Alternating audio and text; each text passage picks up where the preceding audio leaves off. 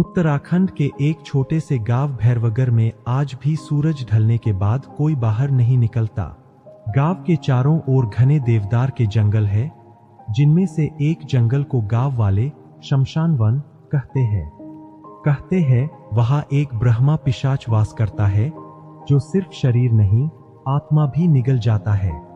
सदियों पहले भैरवगढ़ में आचार्य हरिनाथ नाम के एक विद्वान ब्राह्मण रहते थे। उनके पास अपार विद्या थी, मंत्र, तंत्र और वेदों का ज्ञान।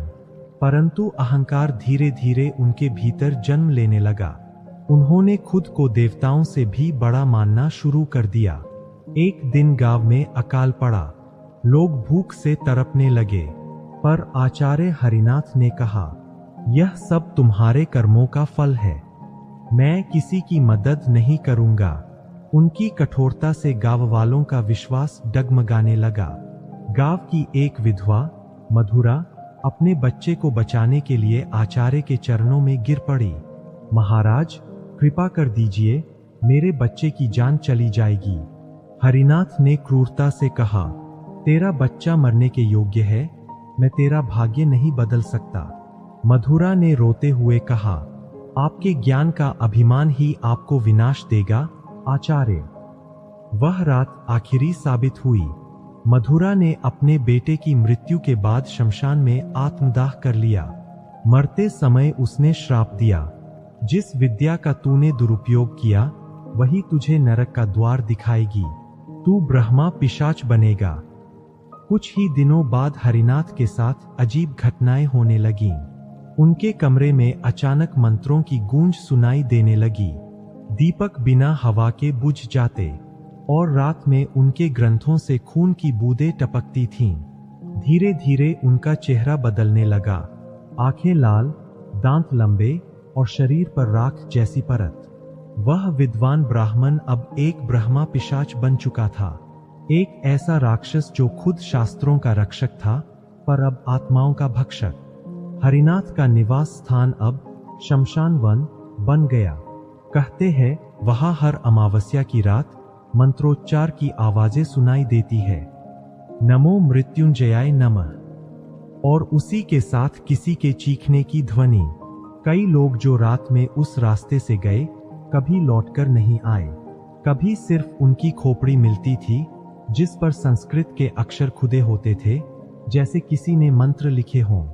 सालों बाद गांव में एक और ब्राह्मण आया, पंडित शिवराम। उसे लगा कि वह इस श्राप को तोड़ सकता। उसने कहा, जहां ज्ञान से अंधकार फैला है, वहां ज्ञान से ही उसे मिटाया जाएगा। वह अमावस्या की रात शमशान वन पहुंचा। हाथ में तंत्र मंत्र की पुस्तक और गंगाजल था। जंगल में सन्नाटा था, सिर्फ हवा और झिंगुरों की आवाज। अचानक हवा ठंडी हो गई और राख उड़ने लगी। कहीं दूर एक आवाज आई, कौन है जो मेरे क्षेत्र में प्रवेश कर रहा है? शिवराम ने साहस से कहा, मैं ब्रह्मा का उपासक हूं, मैं तेरे बंधन मुक्त करने आया हूं। तभी अचानक पेड़ों की छाया से एक विशाल काला आकृति निकली। लाल आंखें, गले में हड्डियों की माला और माथे पर जलता हुआ तिलक। वह था ब्रह्मा पिशाच। बंधन, जो खुद ब्रह्मा से ऊपर था, उसे कोई मुक्त नहीं कर सकता। मैं अब विद्या नहीं, आत्मा का ज्ञान चखता हूं। शिवराम ने मंत्रोच्चार शुरू किया, नमः भगवते रुद्राय। लेकिन पिशाच की हंसी जंगल में गूंज उठी। एक झटके में हवा तूफान बन गई। शिवराम की पुस्तक आग में जलने लगी और अगले ही क्षण वह हवा में उठा। उसकी आंखें सफेद हो गईं और वह भी शमशान की राख में बदल गया। आज भी भैरवगढ़ के लोग कहते हैं कि रात के तीसरे पहर में कोई अज्ञात आवाज सुनाई देती है, नमो मृत्युंजयाय नमः। फिर अचानक सन्नाटा और फिर हड्डियों के टूटने की आवाज।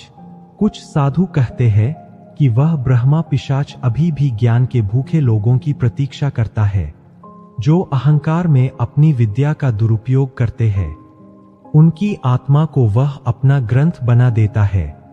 गांव के बच्चे आज भी डरते हैं उस पुराने पीपल के पेड़ से, जहां कभी हरिनाथ ने आखिरी बार पूजा की थी। कहते हैं उस पेड़ की छाया में खड़ा होना भी मृत्यु को बुलाना है। कहानी यहीं समाप्त नहीं होती। हर शारदीय अमावस्या की रात गांव के मंदिर की घंटियां अपने आप बजने लगती है।